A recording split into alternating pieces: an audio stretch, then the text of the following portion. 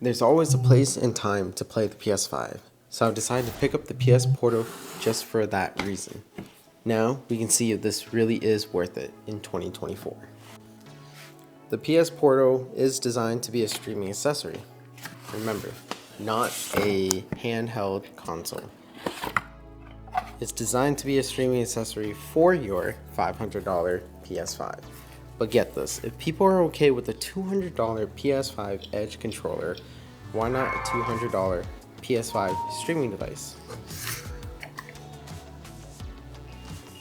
The PSPortal does seem to be a good pickup for heavy console players. To play the PS5 somewhere else besides your setup does sound really cool. I mean, if you think about it, what other device can do PS5 streaming really well? Okay, besides the Steam Deck and the Iron Odin 2 Pro, and besides basically any Android handhelds that can do streaming, I mean, even your phone can do it too, right?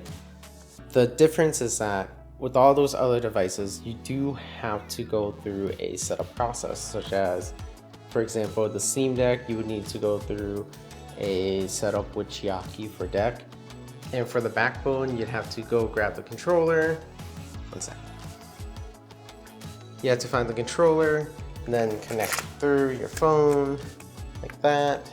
And that's how you can start streaming your PS5 games. Now the thing is, with iPhone, you're gonna have to see the screens through the dynamic island. So it's not ideal and the screen's kind of small. But with the PSPortal, there are adaptive triggers that actually work.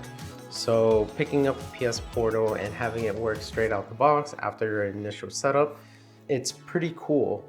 The screen being 8 inches LCD, 1080p at 60 frames, not completely ideal, but the screen does look really good in person. On camera, it does look a little greenish and washed out, but I do have a screen protector on here, so it might be distorted through the camera lens.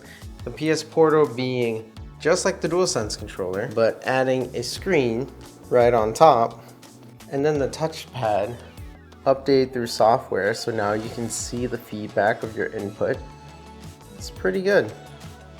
Also, with the software update for the PSPortal, network connections are more stable, and now I can go outside and connect to public Wi-Fi's using a QR code.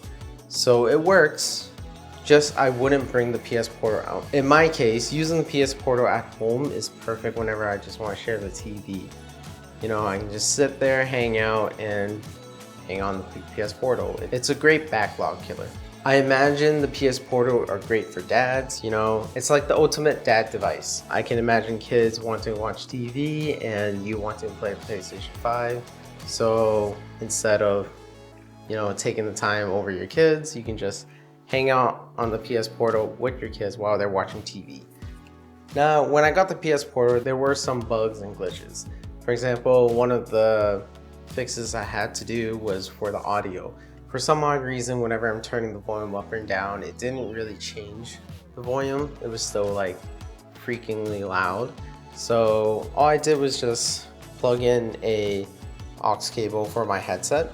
And once I unplugged it, the volume was back to normal and I could actually fix it and adjust it. Another bug that I encountered was the screen being really super overexposed. I found out it was due to my PS5 being connected to my computer. That's a HDR monitor. So I just had to turn it off. And once I turned off the HDR feature on the PS5 physically from the console, the PSPortal being able to stream that, couldn't stream the HDR portion, so the screen fixed itself. Now nothing looks really too overexposed and it doesn't look super flushed out. Other things with PSPortal, it just works straight out of the box, and because it works straight out of the box, it becomes a perfect streaming device. There are plenty of other devices that you can stream on. Yes, Steam Deck, Iron Odin 2 Pro, Android devices in general. The only thing is that the setup process is way too long.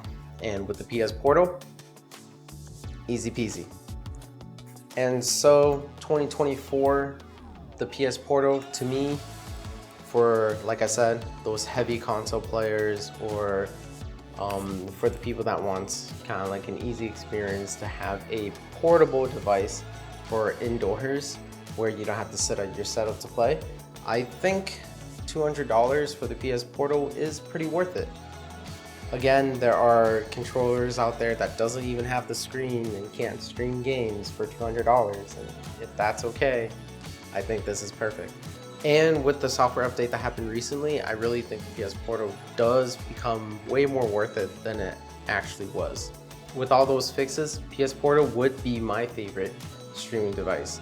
I used to stream a lot of PS5 games on my Steam Deck, but Chiaki being pretty new back then, I didn't really have the knowledge on how to fix that kind of streaming, and because of that, I rarely did it. It just became a hassle, so I didn't really do it that much.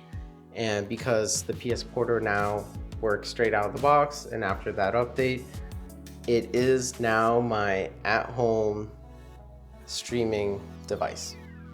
And I do want to iterate, streaming games. This is because you can't really stream any other services, even PlayStation services. So why? I don't know. I don't know why. Other than that, it streams games perfectly. And being an accessory, this is always going to stay at home to help me tackle my backlog of PS5 games. And other than that, that's pretty much all there is to the PS Portal. Comment down below if you end up liking your PS Portal more after that software update. And as always, to help me out, like and subscribe. Peace.